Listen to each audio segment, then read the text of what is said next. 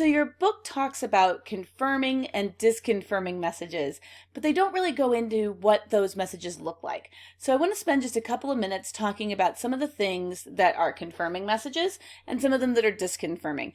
And I'm kind of going along with what's on your PowerPoint slide or Google Slides.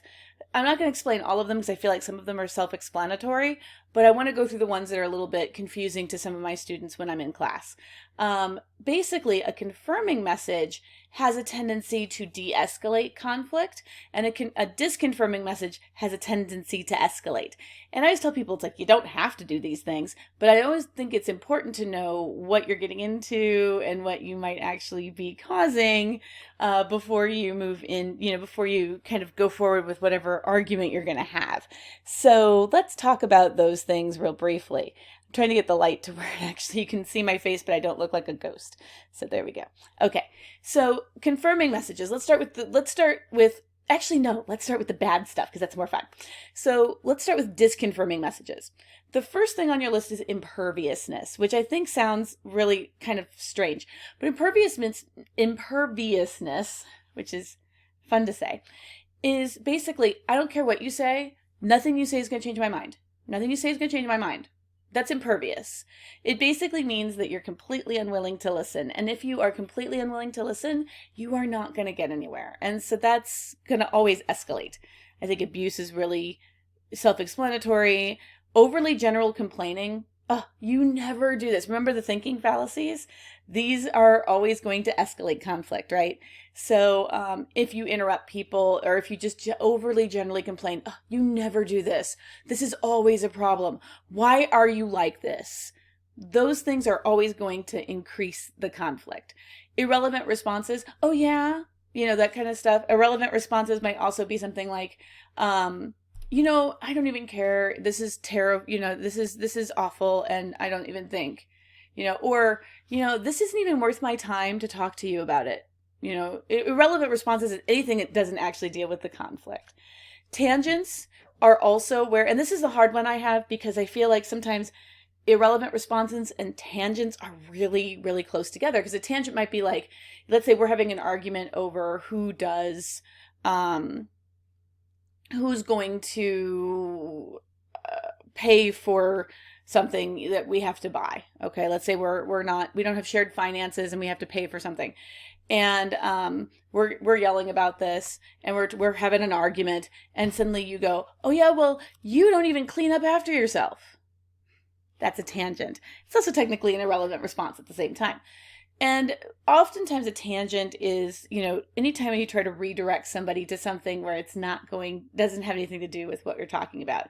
And a lot of times people do that when they feel like they're not being heard or they're not, or they're losing the argument. They'll try to tangent over. And the problem is that what we want to say, if we're on the other side of that argument, is to say, don't change the subject. Well, that's immediately going to trigger defensiveness. And it's going to be really, really hard for people to understand that. So we have to come up with a different way of doing it, which we'll talk about in the next section. Ambiguousness, I don't even know. That's ambiguousness. It's not having any type of strong opinion. I don't care. I don't know. That kind of stuff are all going to be things that are going to derail and escalate that conversation, incongruous emotion, and I'm singling out my feminine communicators, my feminine style communicators, because you do this. No, it's fine. I'm not mad. No. You go do whatever you want to do. I'm fine. And they're definitely not fine. That is also going to escalate a conflict. So those are your disconfirming messages. Those are your don'ts if you want to de-escalate and get out of the conflict sooner. Okay. Confirming messages are the ones that are going to tamp down those things. They're going to make things a little bit easier on us. One is describing why you're upset and what happened that made you upset, and so that kind of goes back to the describing feelings section. And so, when we describe our problems and we say here, hey, I've got this, and this going on, and I really need your help taking care of I'm trying to think of things that thinking of things that are conflicts. Hey, I know we're roommates. I have got finals going on. I'm working this yada yada yada. I know I'm supposed to do dishes. Could you do dishes for this week? Okay, that is a description.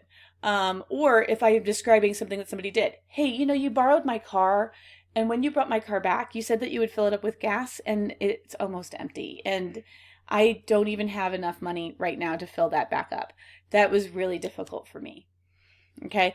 So oftentimes when we describe, it helps us, it helps us kind of tamp down the conflict, especially if you are describing it in a way that's fairly neutral.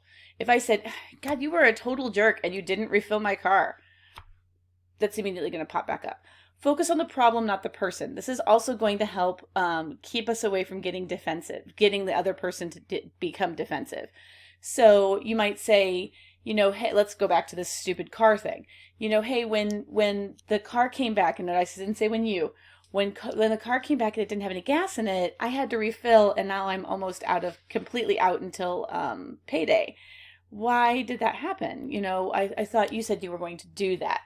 So again, focusing on the problem and not the human. Like, you don't want to name call. You don't want to say things that are, this is not an evil human being that you're dealing with. Usually these are people that we have relationship with. And so it's always good to focus on the problem, not the person. It's going to help prevent a lot of that defensiveness. Equality comments. We are us. All right. How are we going to fix this? What can we do better next time, etc. The reason that we are and us are good is because, remember, they're inclusive. They show affiliation, whereas you is always going to create division. Usually, I want you to think about whenever you use the word you in a conflict situation, it's like you're pointing at the person, and we don't like to be pointed at. So just keep that in mind. Your comments should be spontaneous and natural. I know sometimes people who are a little bit more awkward, they like to rehearse what they're going to say. And just be aware that that's not always the best take on that. Open and empathetic comments. These are things like, what do you think we could do? What do what could we do next time to prevent this? How can we fix this? Those are open comments. And then empathic comments are empathetic compacts. These are things like, I understand why that happened, or did that happen because, and you do some perspective taking, like let's say the gas. Did you forget, did you forget to refill my car? I know that happens sometimes. And if they say, yeah, I forgot, you say, oh, well, would you do me a huge favor? I am, like I said, almost completely out of money. Can you pay me back for the gas or something like that? Those things are going to help tamp down reasonable conflict. And we'll talk about other conflicts later. But make sure that you're kind of comfortable with these two things, because I feel like they are helpful in knowing what's going to pump up a conflict and what's going to tamp down a conflict. All right? Hopefully that's helpful. I'll see you in the next video.